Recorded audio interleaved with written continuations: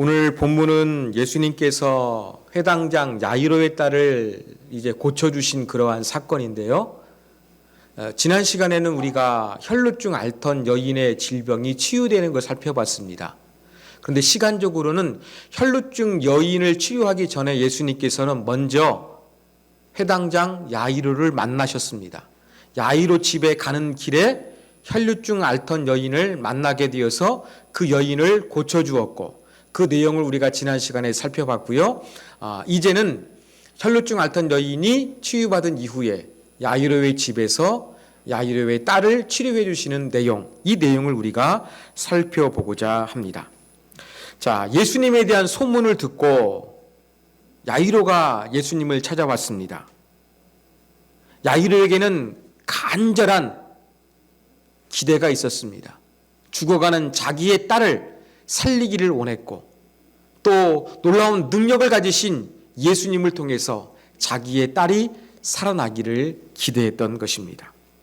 그의 직업이 무엇이었느냐? 회당장이었습니다. 여러분, 회당장은 유대에 있는 여러 회당들이 있었는데 이 회당 건물을 관리하고 예배 준비를 총괄하는 그러한 사람이었습니다. 이 회당장은 회당 크기에 따라서 한 명 또 여러 명이 있었던 것으로 보입니다.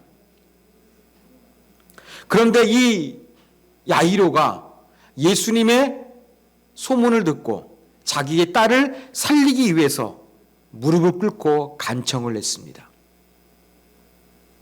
절박한 아버지의 마음, 애틋한 아버지의 마음을 여기에서 우리는 느끼게 됩니다. 여러분, 자녀가 아프면 부모의 마음이 아픈 것처럼 사랑하는 딸이 죽어가는데 그 아버지로서 어찌 가만히 있을 수 있겠습니까? 얼마나 절박했겠습니까? 그 절박한 심정을 가지고 예수님께 무릎을 꿇으면서 자기의 딸을 살려달라고 요청을 드린 것입니다. 그리고 예수님께서 그의 요청을 받아들이셔서 이제 야이로와 함께 딸을 살리기 위해서 이동하고 있었습니다. 오늘 말씀은 야이로가 예수님을 모시고 가서 자기의 딸을 살리시기까지의 과정을 통해서 회당장 야이로는 무엇을 느꼈을까?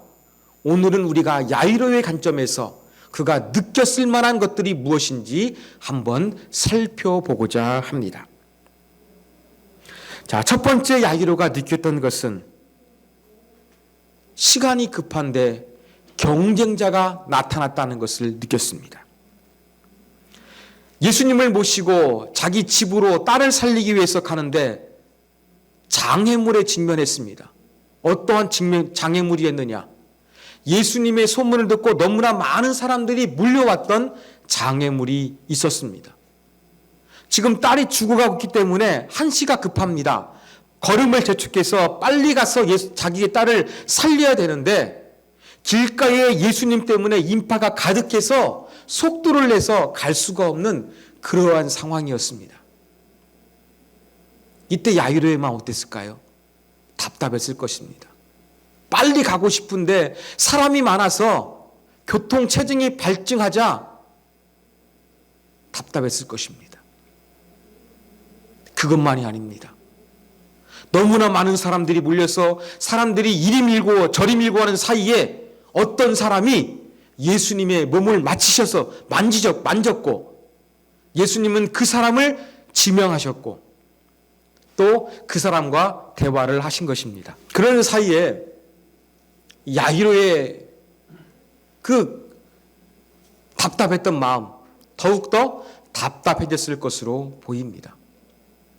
자기의 딸은 지금 생명을 잃어가고 있기 때문에 빨리 가야 되는데 사람들 때문에 빨리 이동할 수 없었고, 여기에 더해서 또 한 여인이 예수님의 옷을 만져서 예수님이 멈추시고 그와 대화하시는 그러한 사건이 발생함으로 말미암아 야이로는 이것을 기쁘게 받아들이는 것이 아니라 마음 한켠에서는 조급함을 느꼈을 것입니다. 어떻게 보면 혈루증 앓던 여인이 예수님 옷에 손을 대자 병이 나으니까 우리 딸도 살 수 있겠네라는 그러한 믿음도 커졌을 것이고 희망도 커졌을 것이고 또 마음 한켠에서는 이러다가 내 딸이 죽으면 어떻게 하지 하는 불안한 마음이 들만한 그러한 상황이었다는 것입니다. 여러분, 내가 열심히 뭔가를 준비했는데 갑자기 어떤 사람이 나타나서 내가 준비한 것들을 가로채버리면 사람은 그때 허무하게 되는 것입니다. 야이로는 그러한 심정을 느낄 만한 상황이었습니다. 왜냐하면 예수님에게 자기의 딸을 고쳐달라고 요청했고 예수님이 승낙하셔서 이동하는 과정 가운데 시간이 지체돼서 자기의 딸이 죽을 수도 모르는 그러한 답답함을 느끼는 상황에 직면했기 때문입니다. 우리의 삶은 제로섬 게임으로 수렴되는 경우가 많이 있습니다. 여러분, 제로섬 게임이라는 것은 한쪽에서 이득을 보면 한쪽에서는 손해를 봐서 결산하면은 0이 되는 거예요. 여러분, 우리 쉽게 말해서 그냥 쌤쌤이다 이렇게 표현하지 않습니까? 이익을 보는 것과 손해를 보는 것이 쌤쌤인 경우가 많이 있는 것입니다. 이 교회 근처에 정말로 유명한 맛집이 있습니다. 그 맛집에 손님이 몰리게 되면 그 주변에 장사가 안 되는 음식점 어떻게 되겠습니까? 망할 수밖에 없는 겁니다. 누군가가 돈을 벌면 누군가는 돈을 벌지 못하는 거예요.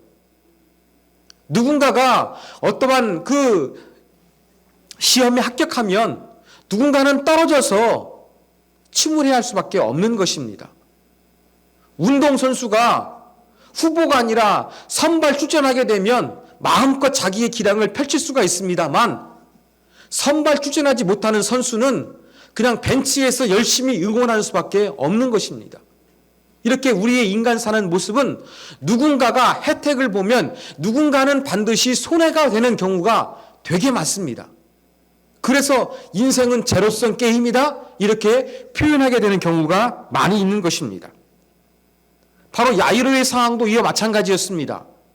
자기의 딸을 살릴 기회를 얻게 되었는데 혈루증 앓던 여인이 나타나서 그 기회를 박탈해 버릴 수 있는 그러한 상황에 직면하게 된 것이었습니다. 그런데 결과는 어떻게 나타났습니까? 혈루증 앓던 여인 때문에 야이로의 딸을 고치러 가는 길이 지체되었고 그 중간에 자기의 딸이 죽었다는 안타까운 비보 소식을 접하게 되었습니다만 마침내 야이로의 딸도 살게 되었다는 것입니다. 인생은 제로섬 법칙에 의하여 누군가 이득을 보면 누군가가 손해를 보는 경우가 엄청나게 많은데 예수님에게는 이러한 제로섬 게임이 적용되지 않았던 것입니다. 아, 예수님의 존재는 이래서 다르구나. 인생은 누군가 얻으면 누군가 손해를 보는데 내가 예수님으로 말미암아 이득을 보고 또 내가 손해를 보면 다른 사람에게는 기회가 박탈될 줄 알았는데 그것이 아니었구나. 내가 혈루증 앓던 여인 때문에 마음이 조급했지만 그 여인도 살고 내 딸도 살게 되었구나. 예수님에게는 제로섬 게임의 법칙으로서 사역하시는 것이 아니라 윈윈, 서로가 모두 잘 살 수 있는 그러한 원리를 가지고서 예수님은 존재하시고 사역하시는 분이시구나 라는 것을 이 야이로는 알게 되었을 것입니다. 여러분, 예수님을 독점하려고 하지 마십시오. 여러분, 독점하면 인간사에서는 좋은 것입니다. 여러분, 예수님을 독점하게 되면 나만 이득이고 다른 사람에게는 손해가 되는 그런 일 발생하지 않습니다. 예수님을 모두가 공유하게 되면 내 기회가 박탈되는 것이 아닙니다. 예수님을 공유하게 되면 그도 좋고 나도 좋은 것입니다. 윈윈이 되는 것입니다. 바로 야이로는 이것을 깨닫게 되었을 것입니다. 두 번째 야이로의 깨달음은 예수님에게는 부정의 법칙이 통하지 않는다는 것을 깨닫게 되었을 것입니다. 자, 야이로의 직업이 무엇인지 제가 서두에서 간략하게 말씀을 드렸습니다. 그는 회당 장로로서 회당 건물을 관리하고 회당에서 드려지는 예배를 총괄하는 사람이라고 말씀을 드렸습니다. 그러면 야이로는 직업상 율법을 잘 알 수밖에 없는 그러한 직업을 가진 사람이었습니다. 여러분, 하나님을 예배할 때 하나님 만드신 계명과 율례에 따라서 예배를 드려야 했기 때문에 야이로는 그의 직업상 율법을 잘 알 수밖에 없는 그러한 직업을 가지고 있는 사람이었습니다. 자, 이러한 율법을 잘 알고 있는 사람이 무엇을 목격하게 되었습니까? 지난 시간에 말씀드린 대로 여러분, 몸에 피를 흘리는 사람은 부정해집니다. 혈루증 앓던 여인, 제의적으로 부정하게 되었습니다. 이 부정한 여인이 만지는 것, 만지는 물건이나 사람 모두 부정하게 되었습니다. 혈루증 앓던 여인이 예수님의 옷 기스를 만졌기 때문에 부정할 줄 알게 된 것입니다. 그런데 부정의 기운이 예수님을 덮친 것이 아니라 예수님의 기운이 그 부정했던 여인의 질병을 말끔히 치유한 것을 야이로는 경험했습니다. 그런데 자기 딸도 어떻습니까? 이 혈루증 앓던 여인 때문에 지치하는 동안에 집에서 보낸 사람들이 도착을 했습니다. 어떤 소식을 전합니까? 딸이 죽었다는 소식을 전했습니다. 그런데 예수님은 그 집에 가셔가지고 어떻게 하셨습니까? 야이로의 딸의 손을 만지셨어요. 그러면 죽은 시체의 몸을 만지신 거예요. 여러분, 죽은 시체를 만지는 것은 기분이 좋지 않습니다. 느낌만 좋은 것이 아니라 유대인들에게는 어떠한 것이었느냐? 부정하게 되는 거였어요. 회당장 야이로는 혈루증 아이와 접촉한 예수님은 부정하게 되고 자기의 딸이지만 죽었기 때문에 이 시체를 만지게 되면 예수님이 부정하게 된다는 것을 너무나 잘 알고 있었던 그러한 사람이었습니다. 직업적으로. 자, 오늘 민수기 19장 11절에 보면은요, 사람의 시체를 만진 자는 7일 동안 부정해진다고 그렇게 언급하고 있습니다. 그리고 부정한 시체를 만진 사람이 정결 규례를 지키지 아니하면 어떻게 되느냐? 그가 이스라엘에서 끊어질 것은, 여러분, 정결 규례를 지키지 않아서 부정하게 된 사람이 깨끗하게 되는 절차를 밟지 않으면 이스라엘에서 끊어지게 된다는 것을 그렇게 경고하고 있습니다. 이러한 율법, 야이로가 너무나 잘 알고 있었을 것입니다. 근데 지금 2번씩이나 혈루증 앓던 여인과 자기의 죽은 딸, 이 부정한 것을 예수님께서 연속적으로 접하시게 되었어요. 부정의 기운이 예수님을 가득 채울 수 있는 그런 상황이었어요. 그런데 예수님에게는 이러한 부정의 법칙이 통하지 않는다는 것을 야이로가 깨닫게 되었을 것입니다. 여러분, 예수님은요, 자신이 부정하게 되지 않을 것을 이미 알고 계셨어요. 그리고 이것을 암시하시는 말씀을 이미 표현하셨습니다. 39절 보십시오. 이 아이가 죽은 것이 아니라 잔다고 말씀하셨어요. 예수님은 살리실 것이기 때문에 잔다고 그렇게 표현하신 것이고, 또 예수님은 죽은 시체를 만지는 것이 아니라 살리실 것이기 때문에 예수님이 시체를 만져서 부정해지는 것이 아니라 예수님의 손길에 의해서 아이가 새롭게 태어나게 될 것을 아셨기 때문에 예수님은 이러한 표현을 하게 된 것입니다.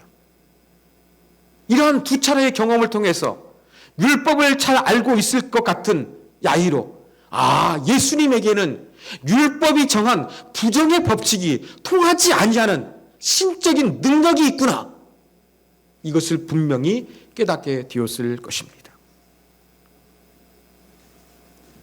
우리의 삶 가운데도 부정의 기운이 엄습해 올 때가 있습니다. 지금은 잘 사용하지 않습니다만 제가 어린 시절만 하더라도 많이 들었어요. 재수 옴 붙었다고. 여기서 말하는 옴이 무엇이냐면 피부 기생충의 일종입니다. 피부 기생충을 그렇게 유발하는 그러한 물질이에요. 여러분, 우리 전염병 강한 이 코로나 바이러스 때문에 얼마나 우리 고통당하고 있습니까? 옛날에도 이 옴이라는 이 전염병을 옮기는 기생충 때문에 사람들이 두려워했습니다. 내 몸을 그렇게 더럽게 만드는 옴처럼, 재수 옴 붙은 것처럼 더러운 기운이 나를 짓누를까 봐 사람들은 조심하고 두려워합니다. 여러분, 장사하는 사람들 첫 고객에 대해서 상당한 의미를 부여합니다. 오늘 가게 문을 열었는데 기분 좋게 하루를 시작하게 되면 장사가 잘 될 것 같은데 기분 열자마자 기분 나쁘고 재수 없는 손님이 왔다 가게 되면 장사가 안 될 것 같은 이런 부정적인 기운을 사람이 느낄 때가 많이 있습니다. 여러분, 이러한 것들을 우리가 생각하면서 살아갑니다. 그런데 예수님에게는 어떻습니까? 이런 부정의 법칙이 통하지 않는다는 것을 야이로가 경험을 통해서 깨닫게 되었을 것입니다. 마지막 세 번째, 야이로가 예수님과 함께하는 시간을 통해서 얻었던 깨달음은 영적 노이즈를 경계해야 한다는 것을 배웠을 것입니다. 제가 지난 주일 말씀드린 대로 믿음의 소리인 것 같습니다만 오히려 믿음을 방해하는 영적인 노이즈, 야이로도 이러한 경험이 있었습니다. 자, 예수님을 모시고 자기의 딸을 살리기 위해서 집으로 가는 길 가운데 혈루증 앓던 여인을 만나서 대화하고 있었습니다. 대화가 끝나지 않은 상태에서 자기 집으로부터 전가를 받은 사람이 도착했습니다. 전달하는 말이 무엇입니까? 35절.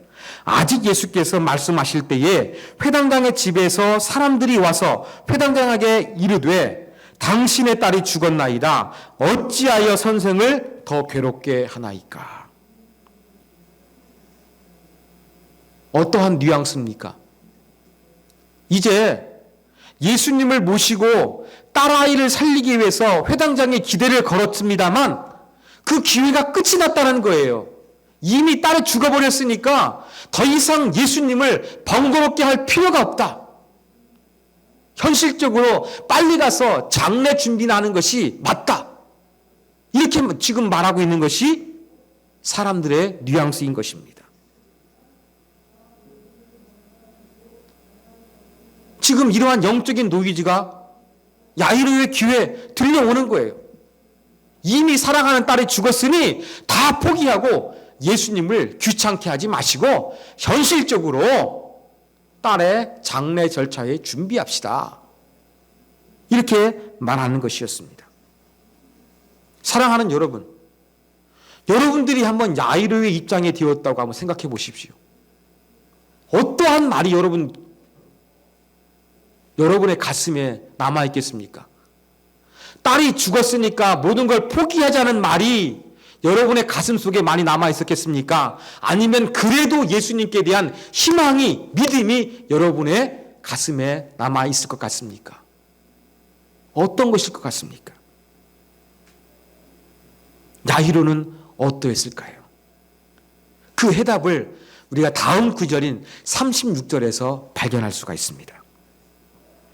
자, 36절에 보면 예수께서 그 하는 말을 곁에서 들으시고 회당장에게 이르시되 두려워하지 말고 믿기만 하라. 이 말씀을 하신 거예요. 예수님께서 회당장과 집에서 오는 사람들이 대화하는 것을 곁에서 들으셨다고 표현하고 있어요. 그런데 원문의 의미는요, 이게 아닙니다. 곁에서 듣던 말을 예수님께서 거부하시고 배척하시고라는 것이 원문에 사용된 단어예요. 지금 회당장 집에서 오는 사람이 이미 딸이 죽었으니까 예수님을 귀찮게 하지 말고 장례 준비합시다. 이런 뉘앙스로 말을 했거든요. 그러니까 야이로의 마음이 분명히 흔들렸을 거예요. 이 말을 듣고 있던 예수님께서 어떻게 말씀하시는 거예요? 지금 대화하고 있는 것을 거부하신 거예요. 부정하신 거예요. 배척하신 거예요. 그러면서 야이로에게 믿음을 지금 불어넣으십니다. 두려워하지 말고 믿기만 하라. 야이로의 마음이 흔들렸던 거예요. 저 같아도 흔들렸을 것 같아요. 우리 딸들 중에서 한 명이 죽었다고 하면은 주님께 대한 믿음보다는 사랑하는 딸을 잃어버린 그 슬픔이 저를 지배했을 것입니다. 야이로도 그랬을 것입니다. 사람들이 현실적으로 행동하라고 말하는 이 비보 앞에 우리의 믿음은 흔들릴 것입니다. 이러한 영적인 노이즈가 있는데 예수님 이것을 어떻게 하셨습니까? 배척하신 거예요. 믿으라고 말씀하신 거였습니다. 야이로가 들었던 영적인 노이즈는 한 번만이 아니었습니다. 여기에서 1차 위기를 넘기고 끝까지 예수님을 모시고 자기의 집으로 갔습니다. 자기의 집으로 가니까 어떤 일이 벌어졌겠습니까? 죽었다고 사람을 보냈으니까 많은 사람들이 모여가지고 장례 준비를 하고 있었고 사람이 죽었기 때문에 슬피 울면서 곡을 하고 있었습니다.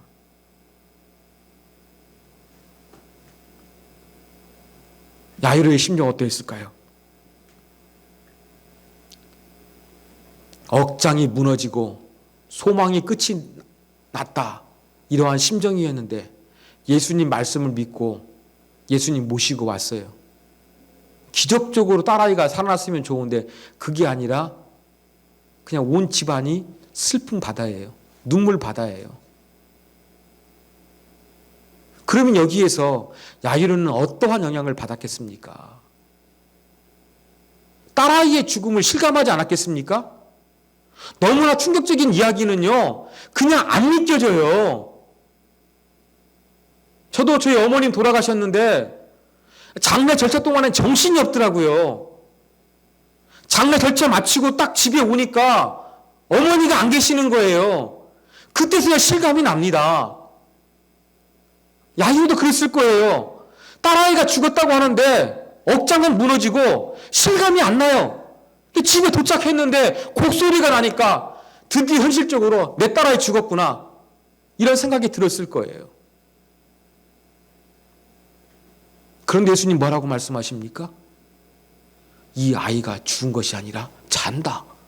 이렇게 말씀하십니다. 그러니까 곡하던 사람들이 뭐라고 말합니까?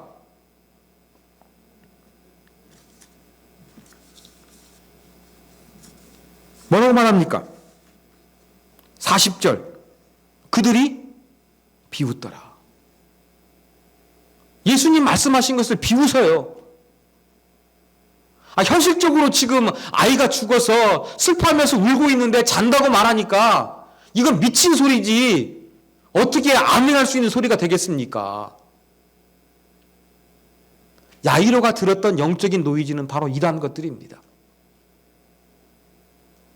혈루증 앓던 여인을 치료하다가 모든 걸 포기하자는 집에서 온 딸아이의 죽음에 대한 소식, 또 집에 도착했을 때에 곡하고 있는 이 슬픔 바다로 변한 자기의 집안 분위기를 보면서 예수님에 대한 기대를 다 포기할 만한 상황들, 그리고 예수님 말씀을 비웃어버리는 많은 사람들, 이런 이야기를 들으면서 야이로에게도 어떠한 갈등이 일어나지 않겠습니까?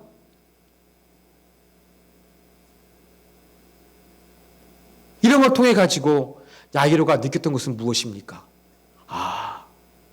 내가 예수님을 신뢰하고 믿으며 그분의 은혜를 입고자 하지만 그 과정 가운데는 끊임없이 발생하는 믿음을 방해하는 영적인 노이즈가 있구나. 이것을 야이로는 분명히 경험했을 것입니다.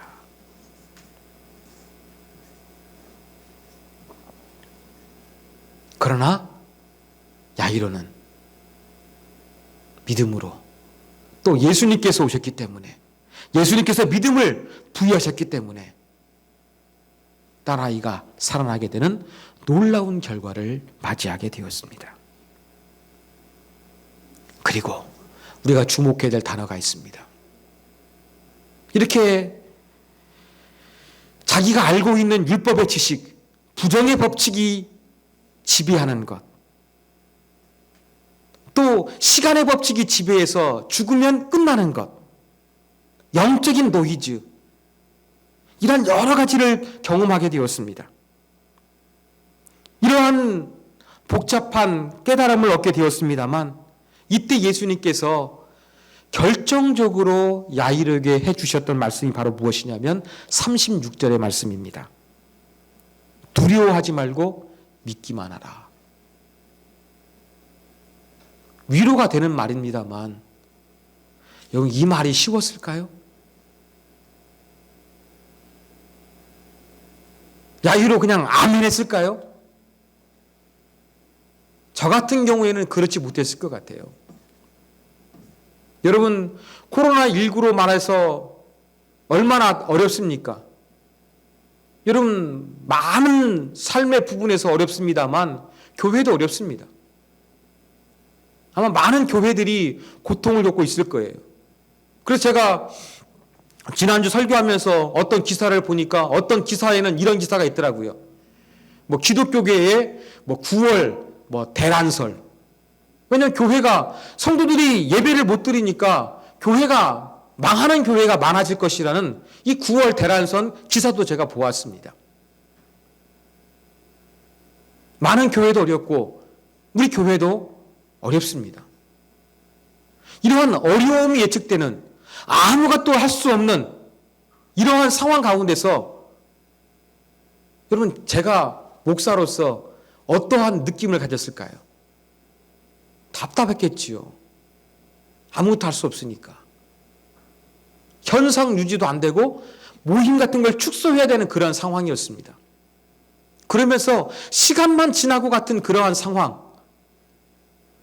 근데 이게 1월 달에 시작이 되었는데 막 5월, 6월 가까이 오다 보니까 벌써 반년이 흘릴 것 같은 생각이 들어가니까 사람의 마음이 조급해집니다.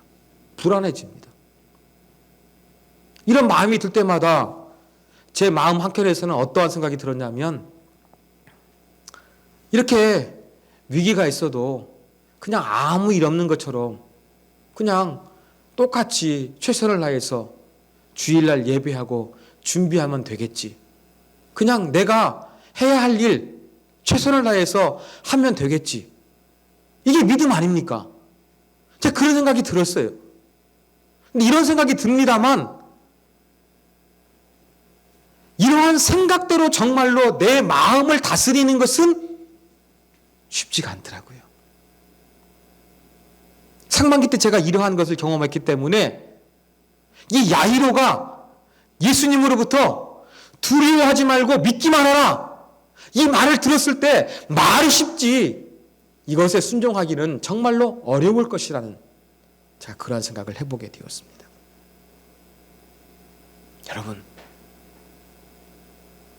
믿음이라는 것은 이런 가운데 성장하는 것 같습니다. 저도 코로나 바이러스로 활동이 위축되고 교회를 위해서 아무것도 할 수 있는 것이 없는 같은 현실을 맞이했습니다. 답답했습니다. 그런 가운데 기도할 때마다 그냥 똑같이 최선을 다해서 내가 하면 된다는 그런 마음이 있었습니다. 그거 하기가 어려웠습니다. 그러한 마음을 이겨내고 제가 했을 때 어느 순간 불안한 마음이 사라지고 평안함이 오더라고요. 여러분 아시는 것처럼 상황이 달라지지 않았습니다. 그럼에도 불구하고 하나님은 이렇게 불안하고 가만히 있을 수 없는 이러한 상황인 가운데서 우리로 하여금 어떻게 반응하기 말씀하십니까? 뭘 요구하십니까? 두려워하지 말고 믿기만 하라. 이 믿음을 요구하는 것입니다. 이게 말같이 쉬운 것은 아닙니다만 어느 때 분명히 이루어지는 순간이 있고 이러한 힘들고 어려운 과정을 겪으면서 우리의 믿음이 성장하게 되는 것입니다. 사랑하는 여러분, 야이로가 경험했던 것 여러분의 경험이 되셨으면 좋겠습니다. 여러분, 제로섬 게임처럼 남이 안 돼야 내가 잘 되는 그러한 치열한 경쟁 사회 속에서 우리가 살고 있습니다. 그러나 예수님은 독점하지 않아도 모두가 하나님의 은혜 가운데 살 수 있는 분이십니다. 예수님을 독점하지 마시고 나누십시오. 공유하십시오. 부정적인 생각이 올 때에 재수 없어서 내 모든 것이 안 되겠구나 포기하지 마십시오. 부정적인 것을 뛰어넘어서 완전케 하시고 살리시는 분이 바로 예수 그리스도이십니다. 그리고 우리에게 자꾸 들려오는 영적인 노이즈. 예수님은 두려워하지 말고 믿기만 하라 말씀하시는데 자꾸 주변에서 현실적으로 생각하라는, 합리적으로 생각하라는 이러한 속삭임들, 유혹들 굴하지 마십시오. 힘들고 어려워도 두려워하지 말고 믿기만 하라. 이 말씀을 붙잡고 씨름하십시오. 그러면 야이로의 딸이 치유받은 것처럼 우리의 삶도 하나님의 능력으로 새롭게 되어지고 야이로가 경험했고 깨달았던 것처럼 저와 여러분도 한층 믿음이 도약할 수 있는 영적인 성숙함으로 변하게 될 것입니다. 이러한 야이로와 같은 아름다운 깨달음이 우리 가운데 있기를 위해서 두려워하지 말고 믿음으로 한 주간을 살아가시는 여러분이 되기를 주님의 이름으로 부탁드립니다.